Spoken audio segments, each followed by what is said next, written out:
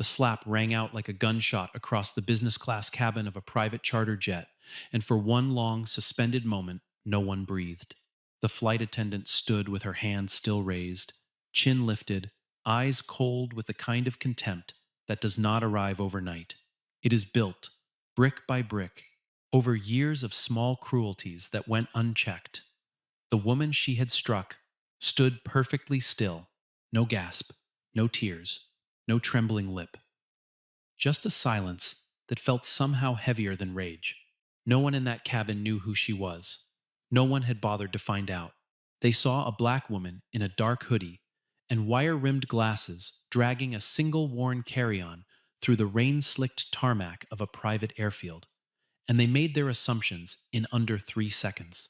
They were wrong. Catastrophically, expensively, irreversibly wrong. Her name was Valerie Grant. And by the time the sun rose over the city the next morning, that airline would begin losing millions of dollars. Not in a week, not gradually, but in a single, brutal, unforgettable day. That is the story of what happens when an entire organization mistakes surface for substance, and when the person they have chosen to humiliate turns out to be the one holding the key to their survival. It had started, as so many disasters do, with something small and ordinary: a commercial flight cancellation. The storm had rolled in from the coast without much warning, grounding half the departures out of Harrington International and sending 300 stranded passengers scrambling for alternatives. Valerie had been returning from a quiet weekend in the mountains. No staff, no security detail, no assistant. She traveled that way on purpose. She had learned long ago that the truest picture of any industry was revealed not in its boardrooms, but in how it treated the people it assumed did not matter. So she wore the hoodie. She kept the glasses. She pulled her own bag. She did not announce herself. She had spent enough time in rooms where her presence was announced before she arrived to know that an announced arrival tells you nothing useful about the way things actually work. An unannounced arrival tells you everything. And when her commercial seat evaporated along with the rest of the evening's schedule, she called the charter service she had used before and booked a seat on the next available flight. A luxury jet operated under the banner of Crestline Aviation Group, a company whose quarterly reports she had been reading for 18 months. She had not told them who she was. She never did. The jet was sleek and ivory white, parked at the far end of the private terminal where the rain fell in silver sheets against the hangar lights. Valerie crossed the tarmac alone, the wind pressing her hood flat against her forehead, and she climbed the short staircase into the cabin. It was the kind of aircraft designed to make passengers feel important. Wide leather seats, recessed amber lighting, the faint smell of cedar and new upholstery. 3 other passengers were already aboard. A middle-aged couple in matching resort wear who barely glanced up, and a man in a rumpled blazer with a glass of whiskey already sweating in his grip, his face flushed and loose in the way that meant the whiskey was not his first of the evening. The flight attendant met her at the top of the stairs. Her name badge read Miranda. She was polished, the way certain women who have trained themselves to perform pleasantness can be polished surface warmth, nothing beneath. Her eyes moved over Valerie in a single practice sweep, taking in the hoodie, the worn bag, the absence of jewelry or designer anything, and something in her expression cooled, like a thermostat quietly adjusting. She did not smile. She asked for Valerie's boarding confirmation in the clipped, measured tone of someone who has already decided the answer will be unsatisfactory. Valerie handed over her phone. The confirmation was there, full fare. Business class, confirmed. Miranda stared at it longer than was necessary. The man in the blazer looked over from his seat and offered a slow, theatrical grin. "You sure you're in the right place, sweetheart?" he said, his voice carrying the easy malice of a man who had never once been asked to justify himself. "I think the cleaning crew entrance is around the other side." The couple in the resort wear did not react. They were very focused on their mineral water. Valerie did not respond to the man. She looked at Miranda and waited. Miranda handed the phone back. "I'll need to verify this further," she said, as though the full fare business class digital booking confirmation had been hand-drawn in crayon. "Please wait here while I make a call." Valerie waited. 3 full minutes passed. The man in the blazer made a comment about overhead bin space and people who don't know what carry-on restrictions are.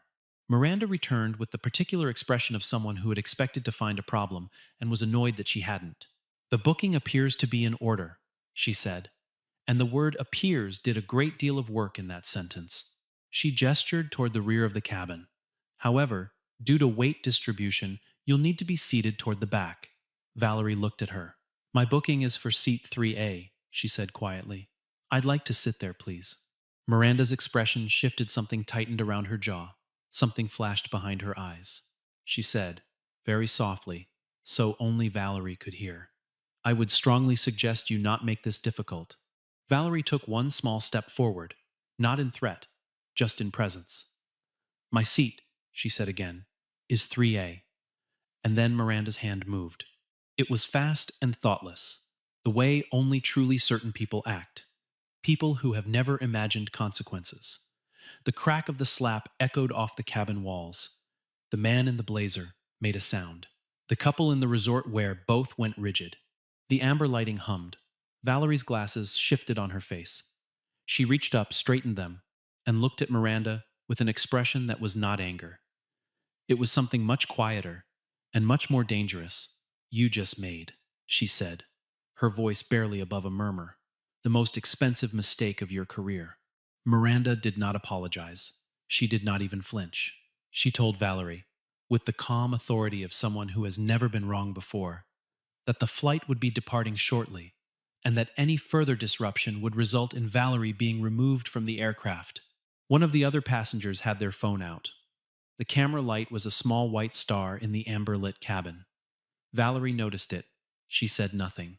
She moved to the rear of the cabin, as instructed, and she sat. She folded her hands in her lap. She did not look at Miranda again. For the duration of the boarding process and pre-flight checks, Miranda ran the cabin as though nothing had happened, offering the man in the blazer a second drink with a smile that Valerie could see even from the back, delivering the couple their requested sparkling water with a practiced warmth that had been entirely absent when she'd looked at Valerie. The pilot came through once, and Valerie watched him exchange a brief word with Miranda near the cockpit door. His expression did not change. He did not come to the back of the cabin. Whatever Miranda had told him, it had been enough. The man in the blazer called out from his seat, not to anyone in particular, but clearly audible to everyone, that the service on this airline was exceptional and that the crew knew how to run a proper aircraft. He said this while looking at the back of the cabin, where Valerie sat, the joke completed only by the direction of his gaze. Miranda laughed. It was a professional laugh, calibrated and brief, the kind that signals approval without explicit complicity, which is its own form of complicity. The couple in the resort wear exchanged a glance that communicated something between mild discomfort and the decision not to engage, which is the choice that most people in most situations make, and which is how most situations of this kind are permitted to continue. The indignities continued in the small, surgical way that certain people have perfected, ways that leave no fingerprint. When the pre-flight snack service came, Miranda reached past Valerie with the tray and set it on the empty seat beside her without making eye contact, as though Valerie were a piece of furniture around which normal service had to navigate. The man in the blazer was offered warm nuts in a ceramic ramekin with a set of silver tongs. Valerie got a wrapped pack of crackers slid across the armrest without a word. She ate nothing. She watched the city lights below as the jet lifted into the black sky, and she breathed slowly, and she thought. Near the front of the cabin, a young flight attendant named Elena watched all of this from the galley entry with the particular discomfort of someone who knows something is wrong but has not yet found the language for it. She had been with Crestline for 14 months. She was 24 years old. She had spent those 14 months learning to defer to Miranda, who had been with the company for 9 years, and carried herself accordingly. But something about the woman in the back of the cabin was pressing at the edge of Elena's memory with quiet insistence. She had seen that face before. She was almost certain of it, not in person somewhere else, somewhere printed or on a screen, the kind of face attached to a headline. Elena kept glancing back. The passenger sat perfectly still, with her hands folded and her gaze on the window, and there was something in the quality of that stillness that did not belong to someone who had simply accepted being humiliated. It was the stillness of someone who was deciding something. Elena moved quietly to the galley and pulled up the tablet that held the flight's passenger manifest and VIP roster. She scrolled to the confirmed bookings for this charter, and then she found the name. And then she went very, very cold. She read it twice. She looked across the cabin at the woman in the dark hoodie. She read it a third time. The name on the manifest linked, per the VIP flag in the system, to a profile she recognized. A profile she had absolutely seen before was Valerie Grant. The photograph matched. She was nearly certain now. She opened the company's internal investor portal on the tablet, the one she had access to only because Miranda had once used her login and never logged out, and she searched the name. The results loaded slowly, the jet's satellite connection flickering over weather. What came back made Elena set the tablet down on the galley counter and press both palms flat against the cool surface to steady herself. Valerie Grant had not always been the woman the world would later write about in the present tense, as though her success had always been inevitable, as though it had arrived pre-assembled. She had grown up in a part of the city where the word opportunity was used mostly in its absence, its conspicuous, aching absence, the way you notice a sound most clearly when it stops. Her mother had worked double shifts at a medical laundry facility for 22 years. Her father had left before she was old enough to form the memory clearly. She had attended public schools that ran short on textbooks by October and long on ambition by necessity, and she had been the kind of student that certain teachers quietly fast-tracked and certain others quietly resented, and she had learned to read both impulses and use them. She had gotten into college on a scholarship that required she maintain a 4-point grade average in a program that had failed to retain a single black woman in its engineering track for the prior 6 years. She had maintained it. She had graduated. She had entered the technology sector at a moment when it was largely uninterested in people who looked like her, and she had decided that the surest way to change that was not to ask permission, but to become, quietly and strategically, one of its owners. Her company, Grant Tech Solutions, had begun in a 3-room rented office with a team of 4, all of them sleeping on air mattresses behind their monitors in the first year, because none of them could afford to do anything else. They had built an artificial intelligence infrastructure platform that nobody wanted until suddenly everyone did, the way it goes with ideas that are right before their moment. By year 4, they were profitable. By year 6, they were large. By year 9, Valerie had taken the company public and appeared, briefly and without fanfare, on a list of self-made billionaires published in a financial magazine she had been too busy to read. She did not celebrate. She reinvested. She did not make speeches. She kept the same apartment for 2 years after she could have bought any building in the city, because she had not yet decided what permanence should look like, and she was not willing to let money make that decision for her. She moved eventually, but modestly, into a place that was comfortable rather than impressive, because she had grown up around people who performed wealth they did not have, and she had always found it exhausting to witness. She did not perform anything. She moved quietly into the world of strategic acquisition and silent equity, building a portfolio of stakes in companies across aviation, real estate, and logistics companies that often did not know the name behind the fund that held their shares. Crestline Aviation Group was one of those companies. Valerie owned 11% of its outstanding equity through a holding vehicle that appeared on no press release, no executive bio, no investor relations page. She had been in quiet negotiations with the Crestline board for 7 months, preparing to lead a rescue investment of $240 million that would keep the airline solvent through a restructuring it desperately needed. The signing had been scheduled for 9 o'clock the following morning. She had not planned to be a passenger on one of their jets tonight. She had not planned for any of this. But she had learned something a long time ago about the gap between what a company says it values and what it actually does when it believes no one important is watching. She was always watching. And now, sitting in the back of a cabin that smelled of cedar and cruelty, watching the lights of the city below grow larger as the jet began its descent, she understood, with perfect, unhurried clarity, exactly what she was going to do. She reached into the front pocket of her hoodie. She found her phone. She opened her contacts to the name of her lead counsel, Marcus Webb, and she typed a single message, 4 words. He would know what they meant. He had been waiting for them, on some level, since the deal had begun.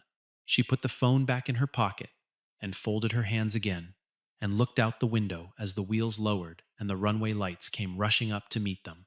The jet touched down at 11:47 in the evening.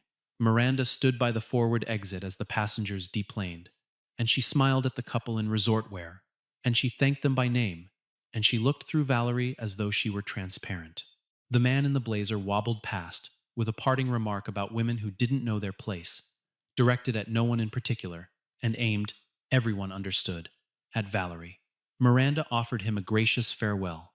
Valerie walked down the stairs and across the tarmac in the rain without looking back. She did not hurry. She found her driver waiting at the edge of the private terminal, held open the door of the car, and then she sat in the back seat in the dark, and she made 2 phone calls. The first was to Marcus Webb, confirming the message she had already sent. The second was to her assistant, a capable and unflappable woman named Joanne, who picked up on the first ring at midnight the way she always did. "Cancel the 9 o'clock," Valerie said. "All of it. Issue a formal withdrawal of the offer by 3 a.m. Standard language, no explanation." Joanne asked no questions. She never did. That was why Valerie trusted her absolutely. Inside the jet, as the ground crew began their post-flight procedures, Elena stood in the galley with the company tablet in her hands and a sick feeling spreading from her chest outward into her limbs. She had found Valerie's investor profile in the system. She had confirmed what she suspected. She had knocked on the cockpit door and told the pilot what she believed. And he had told her that Miranda had handled the situation appropriately and that she should prepare the cabin for reset. She had found Miranda in the forward galley restocking the bar cart and told her directly, her voice barely steady, what she had found. Miranda had looked at her with a kind of tolerant pity, the way adults look at children who have said something embarrassingly incorrect. "Valerie Grant is a tech billionaire," Miranda said, very slowly, as though explaining this to someone who could not read. She would not be flying on a budget charter seat in a grocery store hoodie. And then Miranda had looked at Elena for a moment longer and said, "Let this go. And don't go looking for trouble that isn't yours." Elena had nodded. She had walked to the back of the cabin. She had sat in the last row for a long time, in the dark with the tablet in her lap. And then she had done the thing she had been told not to do. She had written a detailed incident report and emailed it to the director of passenger services, the head of HR, and the CEO's executive assistant. She had attached the investor profile. She had attached the flight manifest. She had time-stamped everything. She had sent it at 12:34 in the morning, and then she had sat very still, the way a person sits after they have done something they cannot take back, and she had breathed. The email arrived in the inbox of Richard Hartley, CEO of Crestline Aviation Group, at 12:34 a.m. Routed from his executive assistant's account with the subject line marked urgent in red. He was asleep. The notification lit his phone on the nightstand. He did not wake. The email from Marcus Webb's firm arrived at 3 o'clock in the morning. That one he saw. He had set an alert for anything from Webb's office, because the signing had been scheduled for 9 a.m., and that kind of deal warranted vigilance. He sat up in the dark of his bedroom and read the email on his phone screen, and he read it again, and then he turned on the lamp and read it a third time. It was brief, formal, unambiguous. Valerie Grant, through her investment vehicle, was withdrawing entirely from the proposed transaction, effective immediately, with no further comment at this time. He sat in the lamplight for a long time. Then he opened Elena's incident report. He read the whole thing. He looked at the attached investor profile. He sat with his phone in his hands in a bedroom that cost more per month than most people made in a year, and he felt the specific, nauseating vertigo of someone who has just realized that the ground beneath them has been eroding for a long time and has chosen tonight to finally give way. By 5:30 in the morning, Richard had been on the phone for over an hour with the board chair, the general counsel, and the head of investor relations. By 6 o'clock, 3 board members had been pulled out of their beds and their sleep. By 6:45, someone in IR with an unfortunate instinct for connectivity had mentioned to their assistant that there might be a development with the morning's planned announcement, and that assistant had mentioned it to a contact at a financial news service. And that contact had run the math, the withdrawal of a major unannounced rescue investment just before market open, and had published a brief item under the headline Crestline Aviation faces uncertain morning after reported. Investor withdrawal at 7:03 a.m. Sourced only to unnamed industry contacts, which in financial news is sometimes enough. The item was 4 paragraphs long and restrained in its language. But the language of financial journalism does not need to be dramatic to be devastating. The facts themselves carry the weight, and the facts here were stark. A $240 million investment, widely anticipated in certain financial circles, even if never formally announced, had vanished. The question being asked in those circles by 7:30 was not whether Crestline had a problem. It was how large the problem was and how quickly the market would price it. The markets opened at 9:30. By 9:42, Crestline stock had dropped 8%. By 10:15, it had dropped 14%. The headline had been picked up by 3 larger outlets. A former Crestline board member, who had resigned over a governance dispute 18 months earlier, made a statement to one of them that was measured and damaging in precisely equal proportion. By noon, the stock was down 21%. The company had shed, in the arithmetic of public markets, somewhere between $40 and $60 million of value in a single morning, depending on which moment you measured. The board called an emergency session. Richard Hartley sat at the head of the table in a glass-walled conference room on the 38th floor and watched people he had known for years look at him with the specific expression that appears on the faces of powerful people when they have identified who is going to absorb the consequences of a disaster. The question at the center of the emergency session, the question that kept surfacing and sinking and resurfacing, like something that would not stay submerged, was why. Why had Valerie Grant withdrawn? The deal had been months in the making. The terms had been agreed.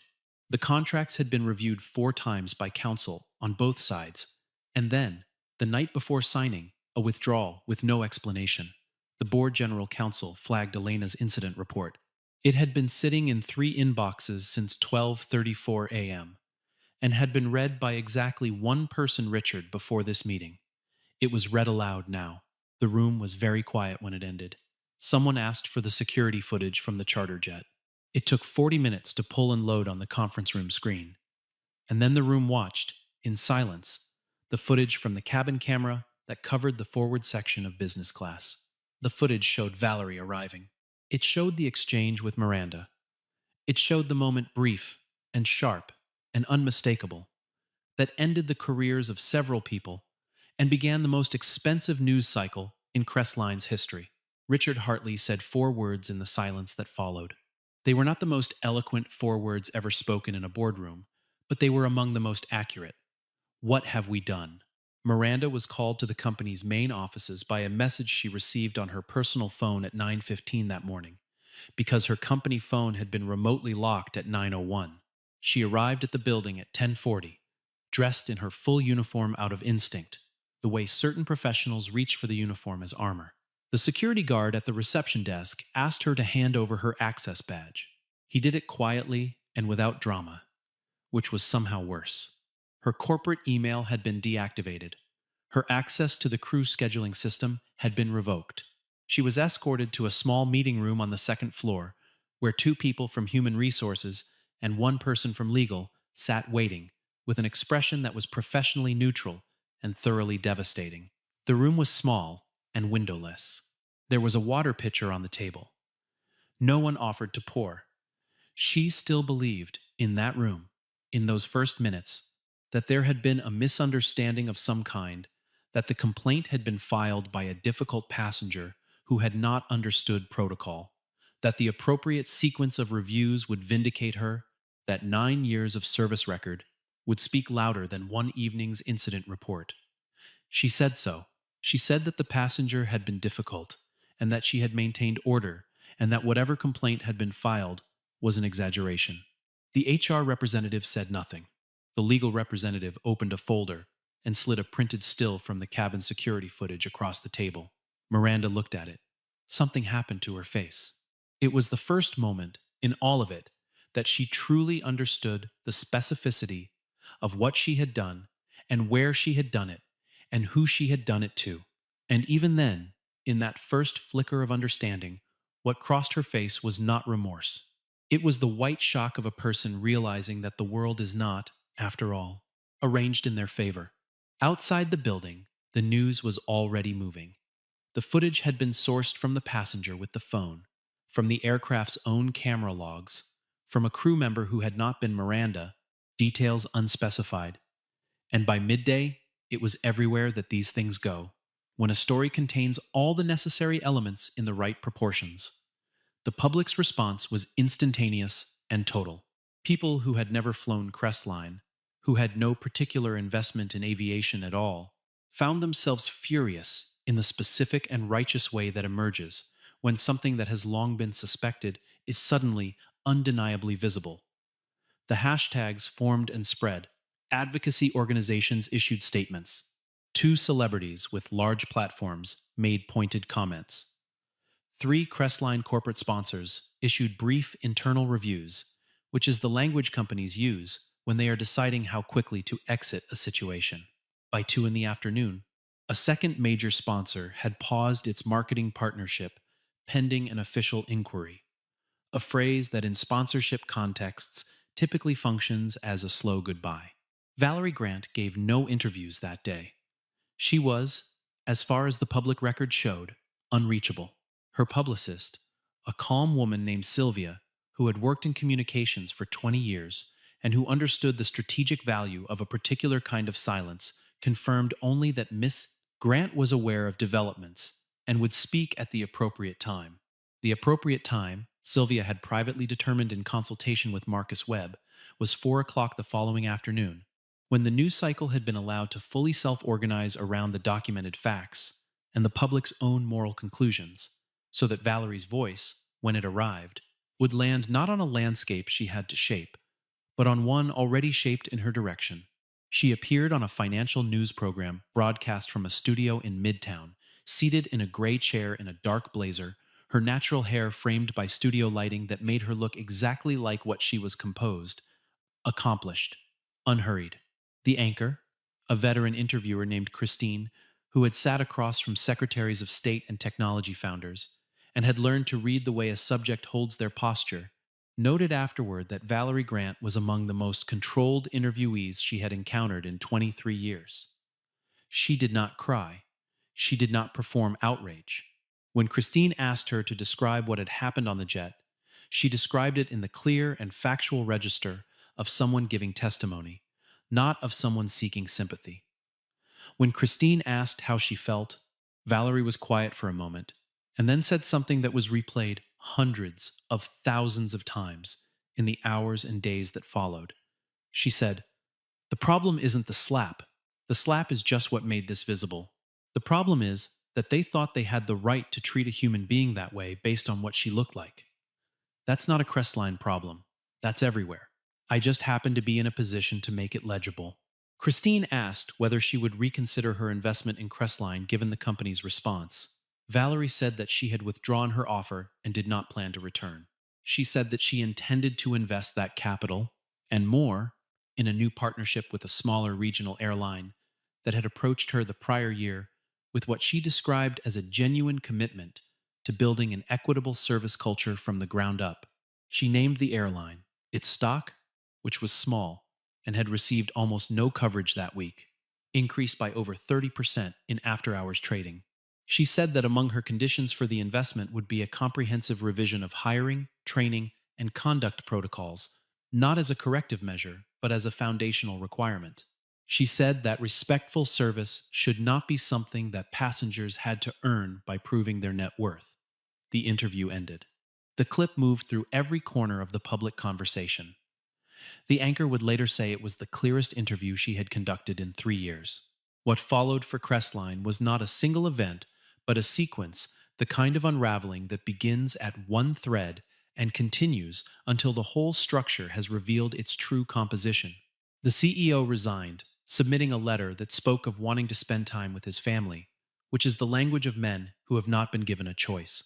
The board commissioned an external audit of company culture and service practices, a decision taken not out of genuine moral commitment, but out of the arithmetic of liability, which sometimes produces the same actions even from different motivations. 3 members of the flight crew from that evening were placed on administrative suspension pending investigation, including Miranda, who had already been suspended since the morning after her meeting with HR. Crestline's 3 largest institutional investors filed requests for emergency board briefings, the specific kind of request that means, explain to us why we should not sell. 2 of them sold anyway. Advertising partners began their own quiet evaluations. A national consumer advocacy organization published an open letter calling for an independent investigation into Crestline's service discrimination practices, citing 3 previously documented incidents over the prior 4 years that had been resolved internally and without public acknowledgement. Those prior incidents, now suddenly visible in the light of this one, added a dimension to the story that the company's communications team had no prepared answer for. Every statement they released was parsed against those incidents and found to be insufficient. The company went quiet. Quiet in a crisis reads as guilt, whether it is or not.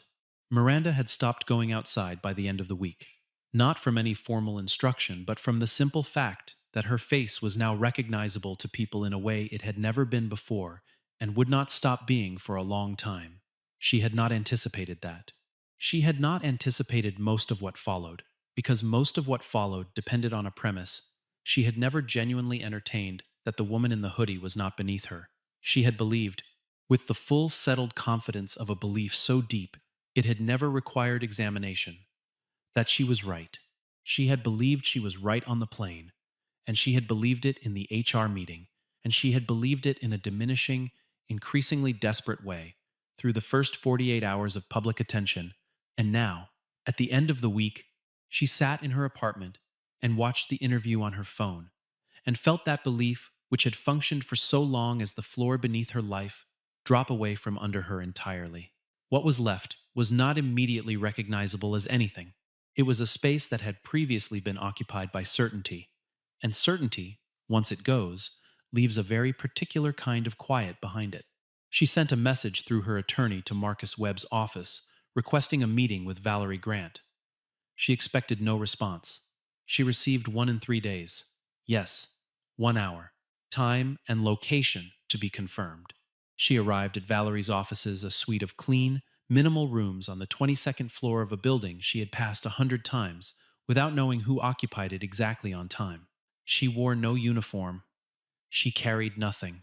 She had spent 3 days rehearsing what she wanted to say, and had discarded all of it on the elevator ride up because none of it felt like the truth, in the way the truth needed to be told to a person who had already seen through everything false. A assistant led her to a small conference room. Valerie was already seated, a cup of coffee in front of her phone face down on the table, her attention fully given to the space in a way that Miranda found, irrationally, almost worse than coldness would have been. It was too complete, too present. Miranda sat. She looked at her hands. She said that she was sorry. She said she did not know who Valerie was. She said it as though that were a mitigating factor, the way she had rehearsed it, because it was the only frame of absolution she had been able to construct, and it failed immediately. She could see it failing as she said it, could see from Valerie's expression that the words were landing in exactly the wrong place, and she felt the argument collapse beneath her the way the floor had collapsed before it. Valerie did not raise her voice. She set down her coffee. She looked at Miranda for a moment, in the way that a person looks at something they have spent a long time thinking about and are now finally seeing clearly. That's it, she said. That's the exact thing. You didn't know who I was. That's your explanation. That's the part you think helps your case. She paused. You think respect is something people have to qualify for? That it depends on what they can prove about themselves before you decide whether they deserve it. Miranda opened her mouth, closed it. I grew up, Valerie continued, having the same look you gave me from the moment I walked up those stairs, having it from teachers and managers and interviewers and loan officers. my entire life. Not because of anything I had done, because of what I looked like and what they assumed that meant about who I was. She was quiet for a moment, and in that quiet, the room seemed to contract slightly. The air between the two women, carrying a weight that was not hostility exactly, but something more complicated. The weight of every version of this moment that had happened before it and been swallowed without consequence.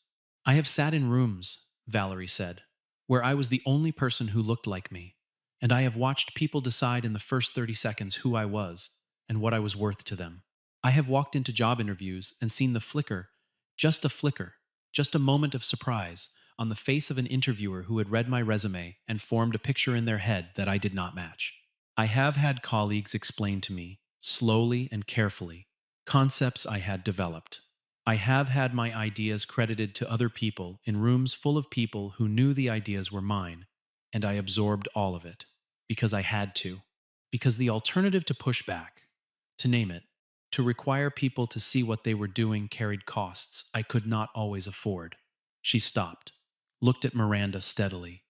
You thought you could treat me the way you did because you had decided who I was. And you were not worried about being wrong. That's the thing. You were not even a little worried about being wrong. Miranda was crying. The tears had arrived without announcement sometime during the pause, and she had not stopped them because she did not have the presence of mind to perform composure anymore. Valerie watched her without any particular expression. She was not unmoved. But she was also not. She had decided long before this meeting, going to perform a forgiveness she had not yet fully arrived at, simply because it would make this moment easier for Miranda to survive. Can you forgive me? Miranda asked. It came out broken in the middle, the words not quite fitting together the way they did in her head. Valerie was quiet for a long time.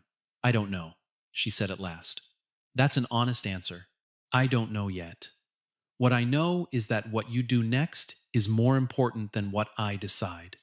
She stood. The meeting was over. Miranda stayed in her chair for a moment after Valerie left the room, the way a person stays seated after everyone else has gone, because movement has not yet reassembled itself into a coherent possibility. Then she stood. She walked to the elevator. She rode down 22 floors in silence. She stepped out into the lobby and through the revolving door and into the ordinary afternoon of a city that did not know or care that she was there.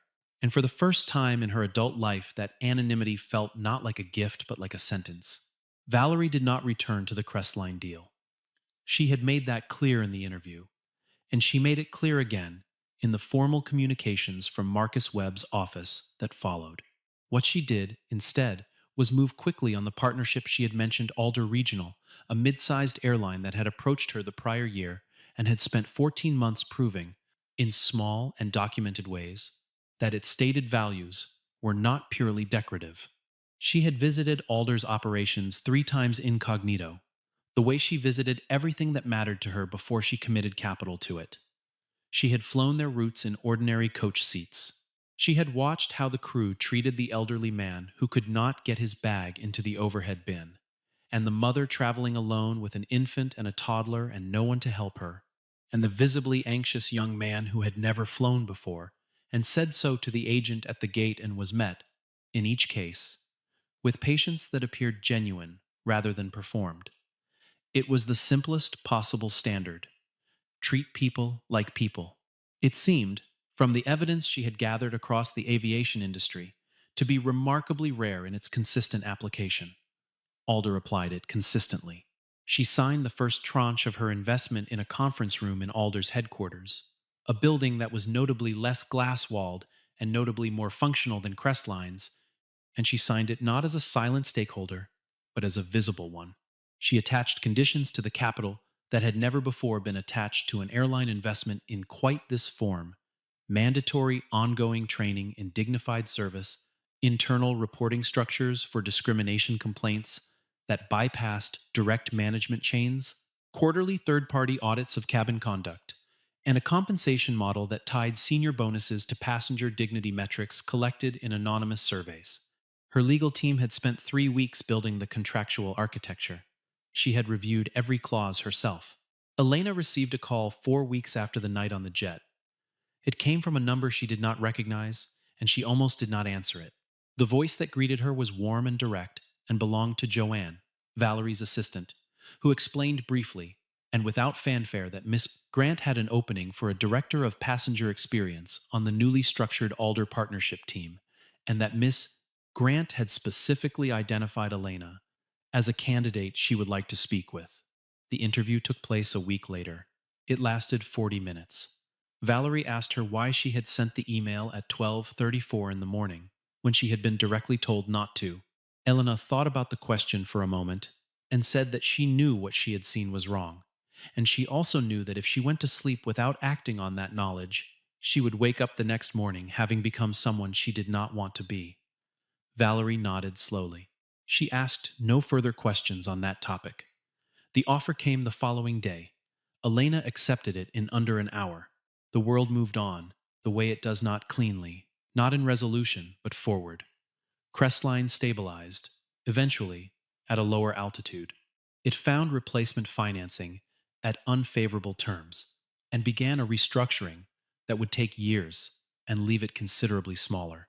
A new CEO arrived with a mandate for cultural reform and began the long, unglamorous work of attempting to change the actual texture of a large organization's behavior rather than its messaging, which are very different projects that are very frequently confused with each other.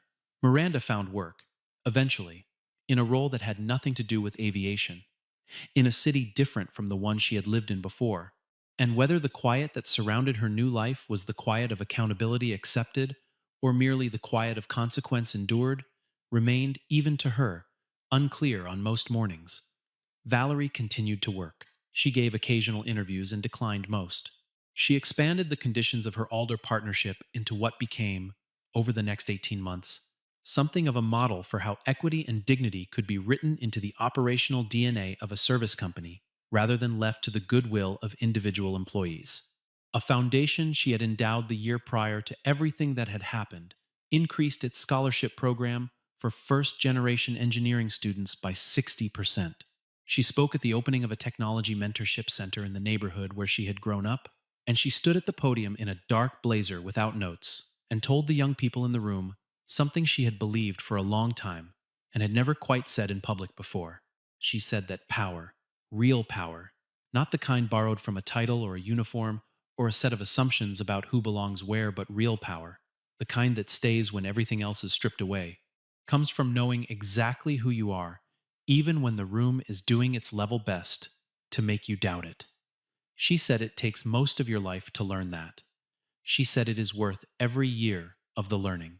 She said that the quietest person in the room is very often the one paying the closest attention, and that the person paying the closest attention is very often the one who, at the moment that matters most, knows exactly what to do. She stepped back from the podium. The room came to its feet.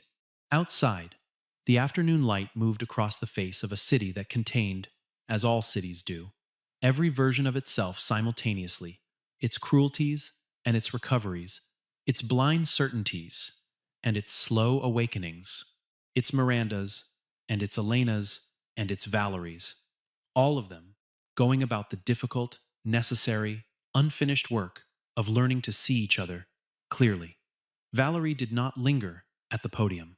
She had never been comfortable with sustained applause, had never quite learned what to do with her hands during it. She found the edge of the stage and walked off it in the practical, unremarkable way she walked into every room simply, as herself, without ceremony or performance. In the hallway outside the auditorium, she found Joanne waiting with her coat and her bag and a coffee that was exactly the right temperature. They walked out through the building's back entrance, the way they always did, and into a quiet afternoon street where the car was waiting. Neither of them spoke for the first block. That was another thing Joanne had understood for years without being told. That the space after Valerie had spoken publicly was a space that needed to be respected, that she was always returning from somewhere far enough away, that she required a moment to make the transit back. The car moved through the city. Through the window, Valerie watched the streets go by the school, letting out across from a laundromat, the bodega with the hand-lettered sign in the window, the woman in a hospital uniform waiting at a bus stop with her eyes closed, and her head tilted slightly back, the practiced posture of someone who has learned to rest in whatever increments the day provides. Valerie watched her until the car turned the corner and she was gone. She thought about the 10,000 women who never made it into the story, the ones who absorbed it and went back. She thought about what she owed them. She thought about what any of us owe to each other when we find ourselves, for whatever reason, in the position of being able to require the world to be different. She thought, do not waste it. Do not sit quietly in the power that cost you so much to build. Use it carefully, precisely, in service of the clearest possible truth that every person who walks through a door deserves to be treated as a person, fully and without condition, before they have proven a single thing. That is not a radical idea. It is the oldest one there is. We simply keep forgetting it, and people keep paying the price of that forgetting, and every so often the world is reminded in terms it cannot ignore. She hoped this had been one of those times. She believed, with the measured, earned optimism of someone who has watched things change slowly and understands what slow change actually looks like, that it was.